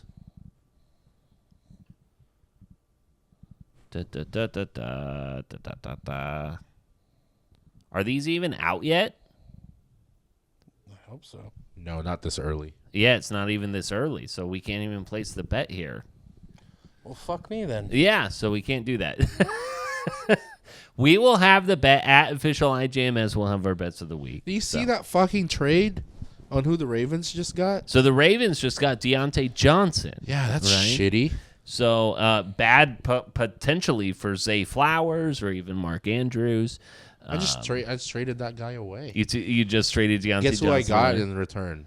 Well, not Singletary. Thought it was pretty even shit trade. No, I don't think now so. Now he's got Lamar Jackson throwing to him. Yeah, well, Tracy's been really good for. So then also the Chiefs, they go ahead and trade for Joshua Uche from the Patriots, a pass rusher, and then the Panthers right now are on a fire sale. They send their left tackle to the Vikings. They get rid of their wide receiver. How about DeAndre Hopkins to the fucking D-Hop, Chiefs. Yeah, though? It didn't necessarily move any lines, but it was interesting to kind of see the kind of chess match that's kind of going on for some of the contenders, especially the Chiefs and the Ravens. So D-Hop and Joshua Uche go to the Chiefs. Then you get Deontay Johnson to the Ravens. That Uche's a pass rusher? Yeah. They're going to win the Super Bowl. They might. Didn't change the odds, but we should. Honestly, if I were to take a Super Bowl bet right now, and I might do it on DraftKings, the Lions. The Lions right now to win the Super Bowl, if you were to do a futures bet. I bet they're third favorite. Third or fourth? Second. Plus 600. Second. Where are they ranked? They're second? Yeah. Behind the Kansas City Chiefs at plus 400. Who's third? Ravens? The Ravens at plus 750. Bills at plus 900. The 49ers, for whatever reason, which I don't know why you would take that at plus 1,100, plus 1,400 for the Eagles, Packers plus 50. I feel like this is kind of like a four-team race here. Is how the Niners are surprisingly in the worst conference. I'm pretty sure the Cardinals lead that, not conference, division. Yeah. I think that you're right, is that they lead that. And then all of a sudden... They're both 4-4. Yeah, the Rams go from, wanting to trade everyone to winning on Thursday Night Football. Win to be now. Here we are again with Puka Nacua and Cooper Kupp was ready to go. Yeah, and then Stafford. They look so different with those two. Yeah, I mean, it's a totally different team. All of a sudden they go, wait, hold on. I think we can win this at this point. So... who knows if that will be the division that jacks us up $5,300 on the line. It feels good right now. We shall see. I think it feels great. It does. Can feel you really imagine us? I say cash it out. $1,500 more in our pockets. I'd love that. It would help me pay for this damn flight to. That's where it's all going to Virginia. go. Yeah, just $1,500 flight. I hope not. Okay, so we've got bets here. And I think we're just kind of all out of time at this point. Hold on. We've got the World Series isn't over yet, so the Yankees are still in it. So. They're going to win. Yeah. It's 3-1. The NBA is happening, but everyone's already talking about being hurt. There's no Paul George. There's no Joel Embiid. There's no Ben Simmons. There's no Kawhi Leonard. Typical. Regular season NBA is just like not worth talking about. Yeah. Like NBA is worth talking about once a Super Bowl's over. Yeah. Because that's when like playoffs are approaching. Yeah. I love that it's just kind of like, I don't know. I was thinking about it coming into this episode, I mean, like, oh, let's talk about it. And it's just like, Nobody cares. It pisses me off the way that the NBA Lucas is Fat. structured. Yeah. Anthony Edwards is killing it. Yeah. Klay Thompson's doing well, which is good for him. Scored some points. Steph Curry had a replacement with now Buddy Hield is fucking going out of his mind as a replacement for Klay. The thing with the NBA is like everybody who's doing well right now, give it 6 weeks and they're injured and exactly. Or not playing well. The Blazers are paying people to come to Moda. Yeah, that's true. And now they're trying to bring back those remember those little Dairy Queen cups, glasses or whatever? They're like, oh, they're back, and like fucking Donovan Clingan is on. Like, how irrelevant can you be that you just need to like try and do a Dairy Queen? That's so glass? on brand for the Blazers. Yeah. They're pushing and promoting the tall white guy. That's the Portland Trail Blazers. I mean, to their credit, they also had Shane Sharp, from Prisbilla days to Anthony Simons. Oh man, The Blazers are gonna get what's his name? Cooper Flag. Yeah. I don't think the Blazers suck, but they're still not the worst team in the league. I think it doesn't still matter be Detroit. though. You don't got to be the. Oh yeah, bottom 5. Yeah, Detroit always gets screwed in the lottery. Yeah, but then if you're gonna rely on luck with lottery, you think the Blazers are gonna win that fucking draw? They sure, and they'll make the wrong decision. Yeah. It's gonna happen. So they're known for bad decisions. They're not taking Cooper Flag. They're gonna take some fucking there's G something League. deep down in my plums. that says that the Portland will take the white guy. Yeah, shut. No, that they're gonna get Flag. Oh, and take the white guy. Yeah. Yeah, Yeah. there you go. Kid's good. He's good. Dude, did you see? We haven't seen him play in college, but he's good. You saw that Duke beat Arizona There's State been by like 70. There's been 2 exhibition games which don't count, but usually you play exhibition games with like a fucking NAIA or a Division III team. But Arizona State, coached by Bob Hurley, is a D1 team playing in the Big 12. That was a 56-point win by Duke. Did you see his comments after the game? Who? Bob Hurley. Yeah. Yeah, he was just like, be like, oh, great for them, but oh shit for us. Yeah, that was not. That said less about how good Duke is, but like how bad ASU is. Yeah. Because it's an exhibition game, but to lose by over 50, you're a D1 team. And that was the thing. It was just like, it wasn't as if they weren't playing, like we weren't playing our guys. It was like 1 for 1, we were playing our people. They beat us by 56. That was an oh shit moment for us. Duke is very talented. Yeah. Very talented.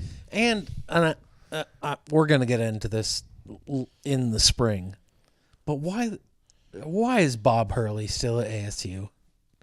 What are your options in college basketball? He's a good coach. He's a good coach. He's not a great recruiter. Is that it? Yeah, Bob Hurley comes from a string of great coaches, from his dad to Dan and him. Yeah, and you have to remember, Bobby Hurley has made the tournament. Yeah, with 2018 they made the tournament. They made the play-in. He just doesn't know how to recruit. And the thing that's killing him more is NIL. So the tail end before the game's NIL, moving past him. Yeah, it's not that he's not getting on board the same way that Tony Bennett wasn't on board, but Bobby Hurley's not a recruiter. He's a good coach. He's a really good coach. But the thing that's different between him and his brother is Dan Hurley is just a little bit better, but he also has the name UConn to recruit for him. Yeah. You're not thinking of Arizona State as a basketball school. Like James Harden's name is not going to lead you there. Jeff Pendergraft's name is not going to lead you there. I think of ASU as a sex school. That was exactly what I was Girls going to say. Gone Wild. I was like, if he can't recruit them, let Michelle. Yeah. Hey, boys, you like fucking? And, let all the girls there do the recruiting. You for like you. STDs? Yeah. You Come like to Tempe. NIL? Ever heard of STD? Come to Tempe. We'll get you some crabs. You like a good boil? A good boil. You like not a fish boil. Yeah. Ain't talking about no old maid. We're a good nowhere boil. close to the ocean, but boy, can we get you some crabs. Is it fresh? Stupid question. Fresh on your dick. Get over Yeah. here. All right. All right. Clear eyes. Lord. Can't lose. Love you guys.